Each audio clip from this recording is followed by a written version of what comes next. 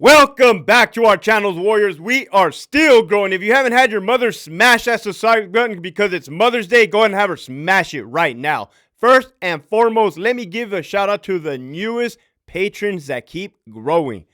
Hector, Cassandra, Coach Ken, Manuel N, New Boot, I'm a Cabron, Boss Lady, Chris, Miguel L, Juliet Alpha Whiskey, G, John Wick, AI Vega, Art, Lawrence, Javier, Carlos, and Fio. If you have not already signed up for that Patreon, you are definitely missing out. Make sure you hit that link in the description below. This episode right here, this one right here is going to be a continuation, part 2 of the episode I dropped this morning. Our prison guards, jealous, and haters. Holy shit, this is a long one. Long time coming, right? Oh, man. I put out the video, I get the feedback. Boom, boom, boom, boom, right? DMs. Ding, ding, ding, right? You got mail. Old school Yahoo.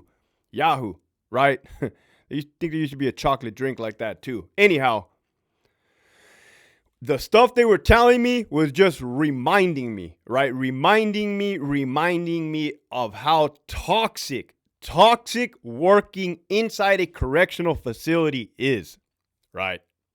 Then a good supporter and fan, Marshall Paul, dropped a question that got my gears, going like, okay. The question he asked was, from an outside perspective, do you think years of inmate exposure like manipulation and such changes the mindset of COs, both knowingly and unknowingly? He goes on to say, all work environment has some degree of political toxicity, but I'm curious if the inmate exposure enhances this any. Oh, man, that is the good stuff. That is the gems that I love to talk about, right? The mindset. This whole channel is about positivity and mindset, getting into the mind, right, and finding out what the problems are. Once we know what the problems are, we can work on the solutions as a whole. Yes, 100% fact. I didn't even realize it until I read that comment. Of course, it has to. It has to. So are there parallels? Hector Bravo, who worked for the department, California, for 16 years. Are there parallels to being a correctional officer and being an inmate? Yes. Straight up, there's parallels, right? There is straight up parallels, right? I'm probably blowing people's minds right now. Here we go. Probably scared some of you guys. Should always be ready. If you're ready, you don't have to get ready. The inmates, they will stab you. They will stab each other. Okay, let's look at the blue inmate side because they wear blue in California. The way they operate is violent. They will stab you. They will send two homies to stomp you out, kick you, beat you up, right? They will even do one of those, forgot what it's called, but they'll send one guy to stab you, right? And then he'll leave. And then they'll send two guys just to beat you up with hands, right? Clean up. They'll do riots. So this is violence, right? Violence. Clearly, custody staff members or anybody, even free staff or medical that work in a prison cannot conduct themselves in a violent manner. They can't. They're going to get fired. Oh, man, they're going to get fired. Workplace violence, harassment, right? And this only goes for below admin because admin just goes nuts with it, right? They're allowed to do workplace violence and hostile work environment and retaliation and harassment like in a thing, right? I'm talking about the lower troop levels, right? The actually ones working for the department, right? Here we go.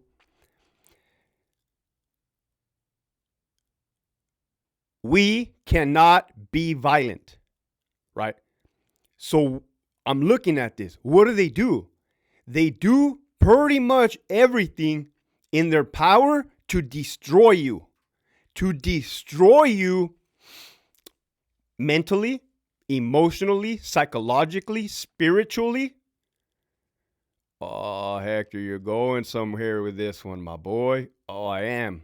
You see, there's politics on both sides of the fence, blue and green, right? There's people in positions of power in blue that shouldn't be. Let's keep it real. I'm going to keep it real, man. I have to keep it real in order to get to the root of the problem. There's people in position of power in blue that should not be in position of power, right? They usually get stabbed up, removed, sent to Brazil, as the one homie on this YouTube likes to say, right? But green, there's still politics, right? But since they can't enforce violence, what they'll do is they'll smut you up, they'll start rumors, they will change your jobs, your day off. They'll change your days off without telling you, right? They'll change your shift without telling you. And they're doing this to get pleasure, to seek some kind of sick excitement. And I've touched about this in other episodes, right? I talked about how my homie in the ATM office, if he doesn't shape up, right, him and the lieutenant in there, yeah, seniority doesn't matter when you're on the outside. This is the great thing about being a free civilian, that if they don't shape up, I'm going to have to expose them on here. But they're great guys. I know they will shape up. Point I'm trying to make is it is a vicious, toxic cycle in there. So it's like, Hector, like, you can't compare. Hector, you can't compare an inmate stabbing you. You can't compare getting stabbed, Hector. How can you compare getting stabbed by a weapon to a job change? Well, look, neither of us signed up to, get stabbed, right? Neither of us signed up to get a job change. Like, I'm talking about a punitive job change, right? As you guys know, I'm probably the first dude to come out and speak on California Department of Corrections because I had to leave. You ever notice how nobody else has left? Because they're trapped. They're trapped in there. It's not as easy as just getting up and walking out. That is not, man. And all I can think about is the kids and the families and the food you got to put on the table, right? So in essence, you're almost like I know you guys are tracking. My words are not really coming out as good as they should, right? You're invested. You're invested, right? A gang member is invested in their crime, the inmate in their lifestyle. A correctional police officer is invested, right? But since the correctional staff members cannot be violent with each other because they're going to end up in jail and or without a job, or both, and a restraining order, they want the absolute worst for you. They will destroy you. I'm telling you, they will destroy you.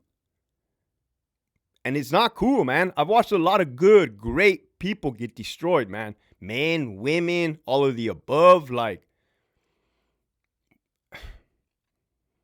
And the sad thing is the California Department of Corrections fosters that environment. As a matter of fact, they promote individuals like that. That's the type of people that administration in Sacramento want on their team. It's disgusting. It's a rat race. It's a snake pit. Let's talk about getting your money taken away, right?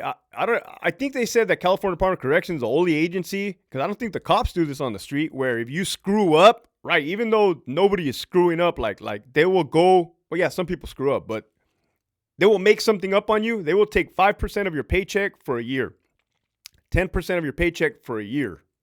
Like, all this matters when you're trying to pay bills.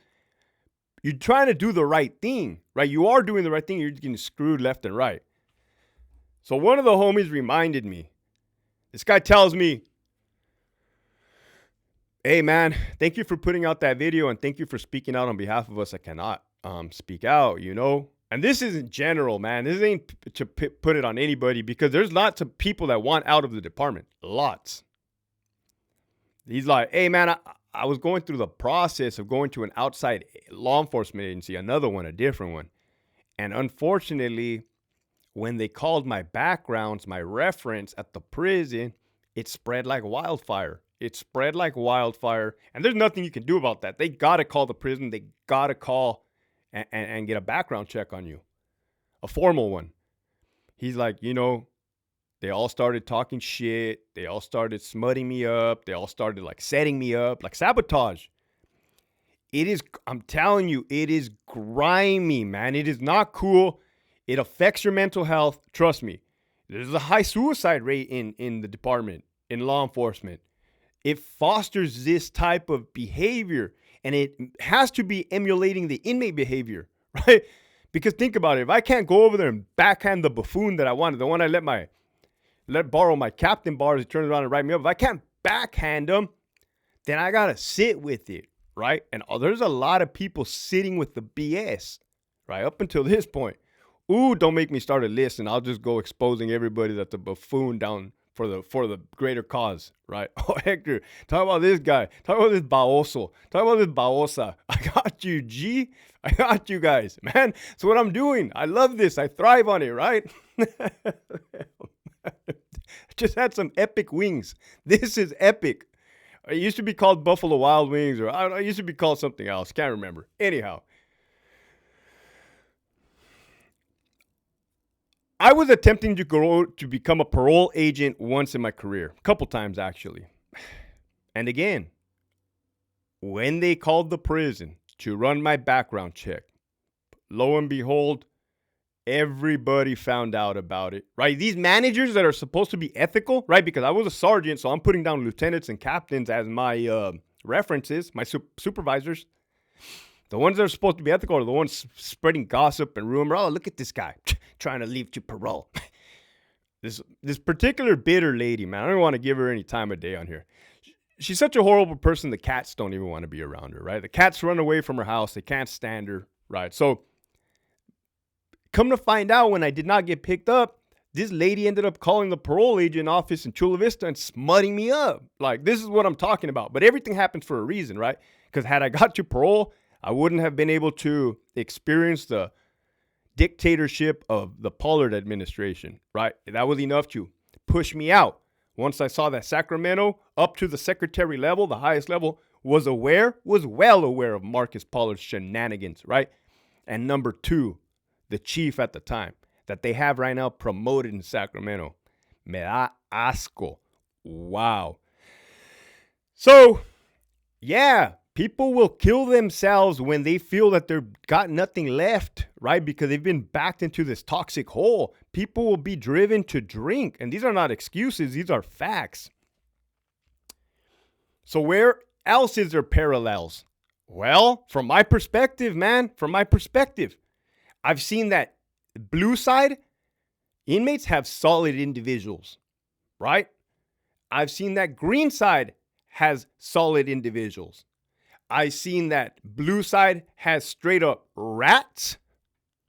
I've seen that green side has straight up rats.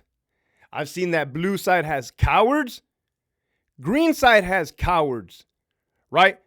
Now that you know that there are parallels, now that you know that both sides, right? We all know we're learning this shit together. Man, it's taking me like 5 months to dissect this whole pig. Remember they used to pig. Don't be calling me a pig, man, because was in law enforcement. But it bad analogy, right? It took me this long to get to the stuff, right? So now that we know what the problem is, right? The problems are administration, the rats and the snakes and the cowards, which is kind of funny because they are all in one, right? But you be having the rats, cowards, and snakes at the officer, sergeant, lieutenant, captain, AW, chief deputy, warden level. They're everywhere, man. A big old can of Raid. Just get rid of them, right? They're ruining the department. They're stressing out the good ones.